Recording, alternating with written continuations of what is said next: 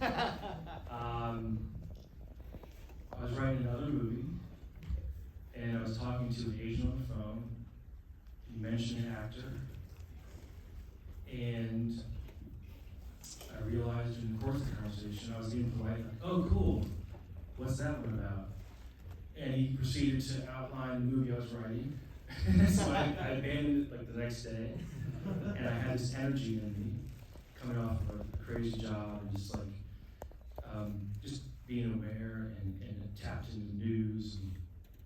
And, Terry Richmond had been in my head for a couple of years. All my films have overlap of like 3 to 10 years.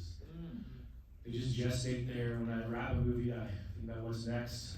And so I took an abrupt turn, and I had this visual of a Jim Thompson novel disrupted by this guy. So he comes into that town we're so familiar with, and then I was like, let's go, and I let research lead the way, and gleaned what I could, did some deep dives, and had a great time. And whatever energy was in me, this is actually, at first, it was the fastest sort of script to production path that ever went on. So how long did it take you to write? What were some of the earlier ideas that you had for it? I sort of belched it out, and I never thought of myself as a writer, so I'm there to serve myself as a director. I need something to go make. And I'm obsessive about dialogue, authenticity, and the research elements, so I sort of don't let myself get past a page until I think it's ready to be shot. Now, of course, once I read that back, I stand corrected. But there aren't many shifts in narrative. There's just editorial after the first draft. Sure. So, when I was watching the film for the first time, one film that really struck me as a possible inspiration, you told me, was First Blood, the first Rambo movie. And of course, this turns into something else, something cheaper. Yeah. But what were some of the films that did inspire you? Certainly, well, Jim Thompson was like the primary. I was actually engaged in a project to do one of his adaptations. I thought this was a more fun, sort of more fresh angle. First Blood certainly became a major influence when I realized I was ripping it off. Third of the way, I was like, oh yeah. But First Blood more for textual reference. Like the way that film is made was an absolute guide to how this was. Like we fought very hard to keep it as analog as possible. I still remember as a kid watching Stallone or his double on a motorbike going up a hill, and when it got too steep, they didn't fix it for the protagonist. He just kind of awkwardly jettisoned that motorbike and kept running, and it felt like a real human was in it. He had certainly a set of skills and tradecraft and all this, but as it was applied cinematically, it felt like a real person, and a living, breathing human was there. And not to shit on any other genre, but I thought there was a void in the marketplace of just people without IP wrapped around them or in capes, whatever it is, and not as like a diss to those genres, just like as some sort of palate cleanser or some option out there. And I make my films for close friends and family, and was thinking of a few people, like I want this person to see this kind of hero in this context. I mean, Terry is absolutely a great hero. I could hear people, I love hearing people applaud at like all the right moments. It's rousing in that way. But when it came time to play Terry, how did you end up with Pierre? That's a conversation at a bar about 2 hours long. But I'll tell you, when he was introduced to our family, the filmmaking family, I had sort of we hit some roadblocks, and I got on a Zoom with this guy, and I said beforehand, like, look, this movie needs that person. Yeah. And if I do any version of it without the right person for the job, it's just gonna fail. So I had heard about Aaron. Actually, my wife who's here today first whispered his name in my ear. Of course, and his agent did it very loudly. But I had to find my own path there. Watched a couple episodes, or actually watched one episode of Underground Railroad, and was struck by his presence. And then once I had a tingle in my spine, I stopped the episode. I don't want any more information. Yeah. Got on a Zoom with him, and it was very emotional. Like I was like, holy shit, You're the guy. this is the guy. And he was at a point in his career where he had some serious decisions to make, and this was a high risk because what the plan was to go all in, commit to each other, and then shut it down, wait another year to get back into production. And he had to turn down a life-changing offer that was in his hand to risk a full year of limbo to be Terry Richmond. And so I'm forever grateful. And so 30 seconds into that Zoom, I knew it was him, and I'm so happy that it was mutual from his side. Aaron Pierre is so excellent in this movie. I'm like, I want this sort of keep going with this guy. But like once you really got into it with him, like how did his casting maybe change the screenplay you had already written? Like, was there anything that you sort of tailored for him because he's just so great this time? Well, he says himself, he as a stage actor and someone who comes on board after only a very clear checklist is taken care of, he respected the text, and that was amazing, which of course gives me more room to be flexible once you feel you're safe. Yeah. They really do respect it, and they show you that.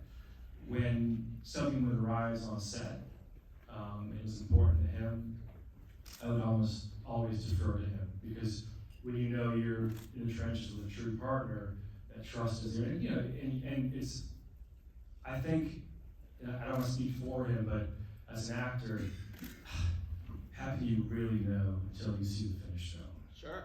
And so that good faith is somehow I'll always take with me as such an amazing turn in the journey that it took to bring it to screen. But that's just one of many great casting choices that you really lucked out with in this, because Anna Sophia Robin, I've been watching her for years. First as a child actor, then playing young adults. But this is a totally grown-up role for her, and she knocked it out of the park. Why her? And what impressed you about her while we were making the film? Well, it's a tough time for actors, especially post-COVID, with self-tapes, auditions they submit, and I respect that that's loathed by many, but for me, it's fucking awesome. Because I sit back oh, you get it? And what's great about that process, of course, there's more to it, but it's actors who, first off, you're on the radar, they want to be included, and I have, just so the actors know, I remember auditions from films, maybe it didn't work out for whatever reason, but I carried those auditions with me for years and find places down the line. But Anna Sophia Robbie, she had the benefit of being part of the sort of meritocracy, and she just was the best. And there was no question, and it was a pleasure to have her on board, and the way she spoke about the film, she's better at articulating sort of my vision than me. So, and very trustworthy on set, always has something to give, and always easy to cut to. Well, let's talk about the dynamic between her and Aaron, because they're great together. How did they just elevate each other, so to speak, in their performances, because they really just have a great rapport. And they really do. Yeah. And they're friendly and committed. And I learned very early on in the process, I had these ideas of what I think the film should be. When they first meet, it's Terry and Summer, and they're at a snowball shop, which is very Louisiana. I was like, ooh, this could be like a very cheesy malt shop scene where they fall in love. Like this is dangerous territory for me especially. And I was really into, okay, she has some brass tacks, kind of gruff, like get through this scene. There can't be any of that charge here. It would seem too cheeseball. And I would direct her, and that first scene when they sat down together was just like, it was so good. The way they flowed, there's energy there, but also awkwardness because they're feeling each other out for the first time. She's very comfortable. But then they do a walk and talk, and they start talking about sort of more important things. And the energy shifted. And I tried to alter it to fit my vision. And thank goodness we had the first 3 takes, because what they did for each other was just feed off each other's true energy. And I got in the way of that, and in editorial I realized, like, oof, they saved me from myself. And they brought something to that scene which made it, a perfect sort of rendition of what it should be. And I was sometimes relegated to observer watching them do it. And that same dynamic was with Aaron and Dawn too. Sometimes, I have to get my shot sequences and set it all up.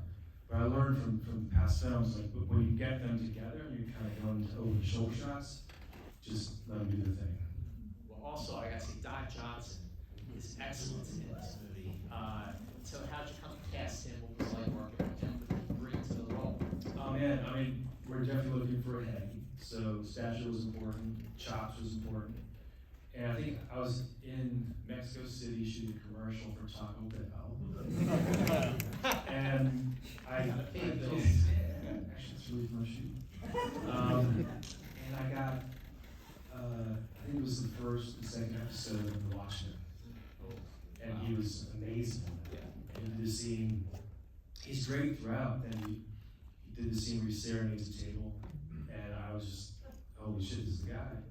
And this is rare for a filmmaker. Is then you ask some of his stature to be in the movie. He says, "Well, let's meet," and you go to the meeting and we get along. And he says, "Yes." It was really easy after sort of we connected, and I think he was excited about having the opportunity to kind of be in. I mean, it's a familiar space. But there was enough there in the dialogue and the dynamic where he thought he would have a lot of fun doing it. And we had, we just brought him way down to earth and had a great time in that hyper-realistic stuff. Because I remember watching Miami Vice when I was a kid. Oh, yeah. It's remembered for pop culture and Ferraris and pastels.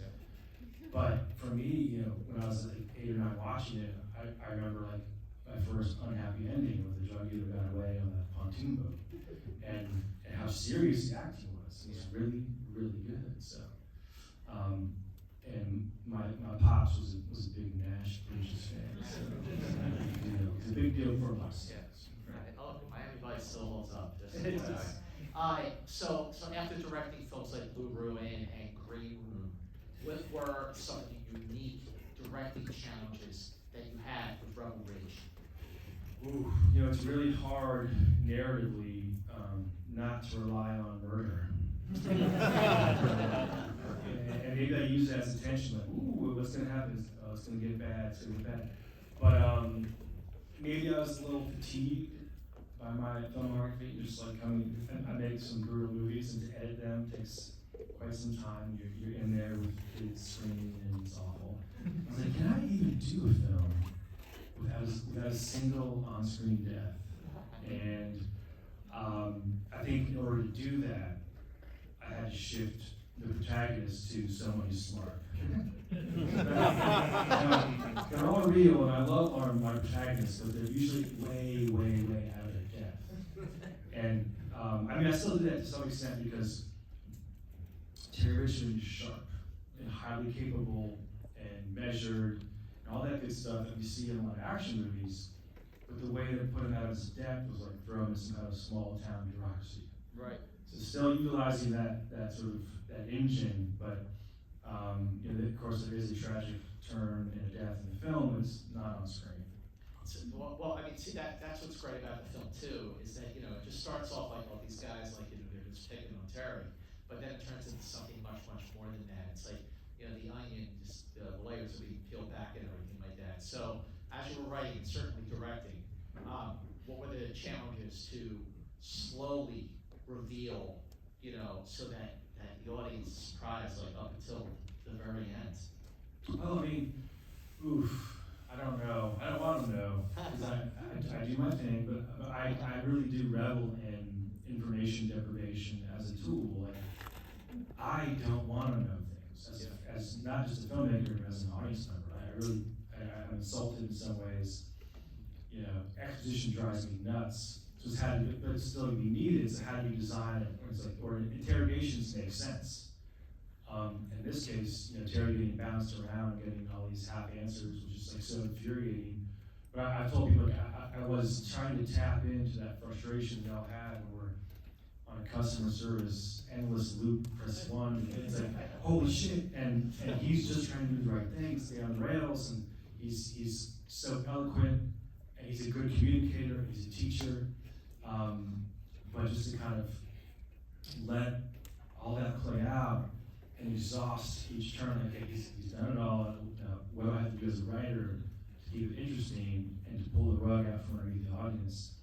And I research extensively, and I start writing, but I never know where it's going to go until I'm already writing, because I just like to be surprised. And also, I'm not really a good writer.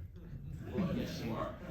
But because, you mentioned this bureaucracy that he gets unwittingly mixed up in. What were some of the themes, like underlying messages that you wanted to kind of subtly sort of put in there, in addition to being an intense, slow build? Yeah, certainly, still asset forfeiture is the inciting incident in these traffic stops, and how small town police forces sort of bypass the intention of these laws, and that's all, like, some of that is verbatim from dash cam videos. Right. But the challenge isn't to, infuriate people, it's to then take a look at why. Yeah. So why are they doing this? What other external forces are acting on small town police forces where they have to hire subpar deputies or officers that have been fired 3 times from other law enforcement entities because they have no money and they're getting squeezed. So it's all real, but it's just an engine for this guy to cut through time and space and kick some ass. Did you look at the dash cam footage when you were researching? Oh yeah, I looked at, and same with fighting. The fighting in this film, I love my entire stunt team, but I kept disappointing them. I'm like, less spectacular. Let's bring it down. Even, go ahead. No, keep going. Yeah. And there was one part where I kind of indulged it, because we gotta amp up this fight. There's always gotta be a moment where we think our guy is done for. And I had this moment choreographed with Emery Cohen and Aaron Pierre, and the stunt execution was great. It was some more like high-level jiu-jitsu took place, but I also had been watching a lot of videos of real fights and this and that, and while jiu-jitsu is one of the few disciplines that is employed in real fights, especially now that everyone knows it, it's really lame to go to a bar and try to get into a fight. It's a different world. It's kind of bad. And I was just in the edit, and I had to cut the coolest stunt part of the movie out, because I was like, Terry is an instructor, he's 6'3", no one's getting an upper hand on this police force. He's just gonna beat everyone's ass. And it felt more true and awesome and brutal. But that was part of the journey, was like to do a film where I'm hoping that it was more sort of steeped in realism, and for Terry to kind of, if he was to make it through and cross the finish line, it's how would that guy do that? It's by not having any dead bodies in his wake. Well, I mean, look, it's very, I definitely picked up on how subtle it is as an action film. I mean, it's not this like super slick, overly choreographed, like John Wick kind of stuff. Which one love? Which, by the way, I love John Wick. Not to say, but I think that's one of the strengths of the film, is how Terry is like, really, cool as a cucumber. Like, literally, he's so just like, I would have lost my shit. He's like, so cool as a cucumber throughout the whole thing. Except, moments when he really cheers. Like, what kind of stunt training did Eric here do for the film?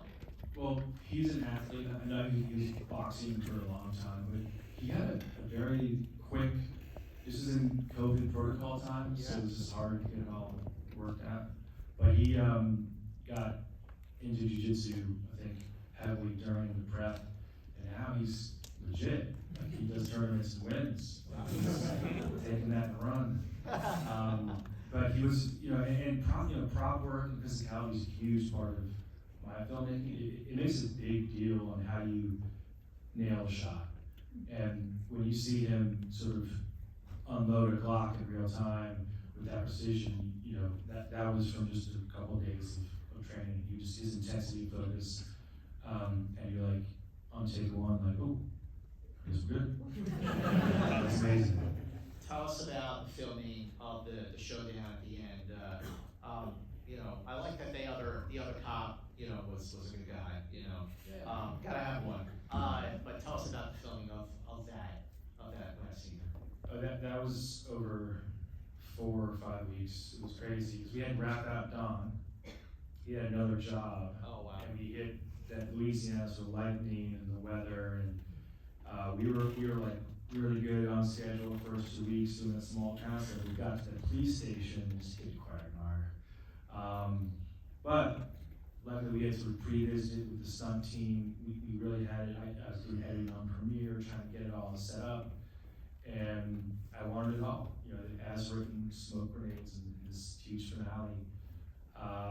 And with an amazing, everybody, the grip team, the camera team, special effects, makeup, we all kind of just sat there and slogged through, 128-degree heat, if you count the heat index.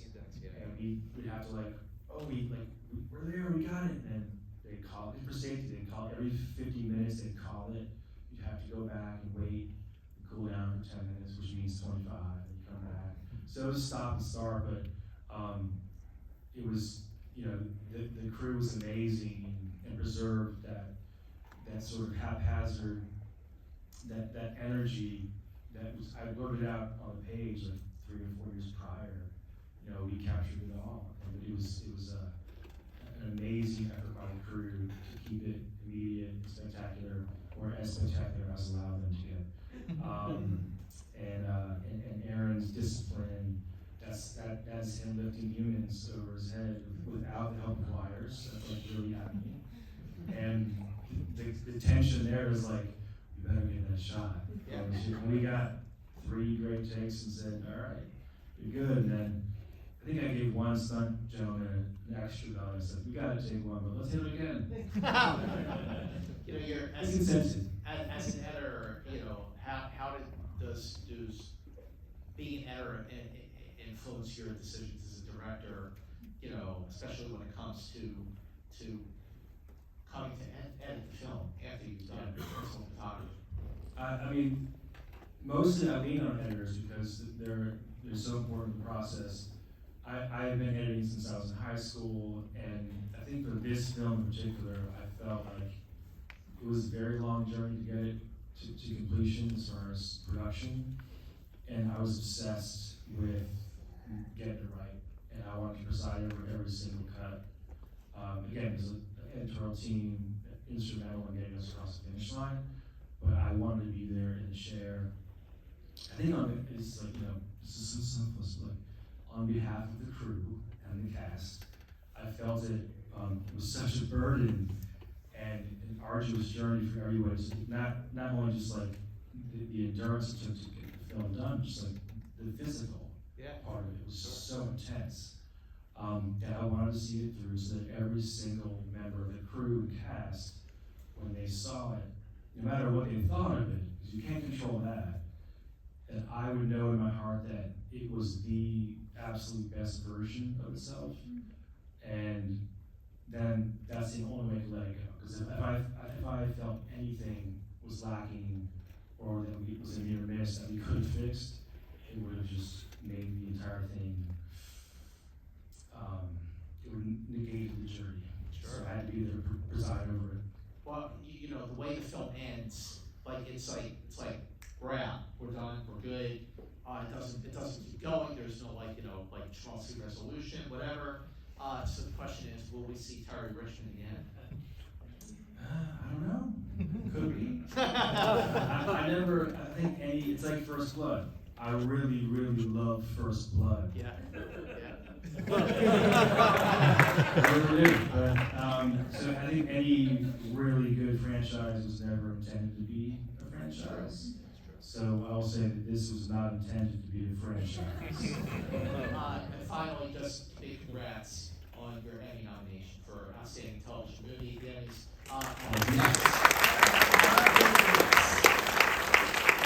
I don't think it's a whirlwind. I'm prepping a new movie, and I'm excited about that. But the timing of Revolution's release was late in the calendar. So the fact that we got an Emmy nomination, was it 9 months after release? It was just like another awesome layer of icing. Yeah, sure. Yeah. Well, congratulations, and ladies and gentlemen, thank you all for being here. Yes, thank you.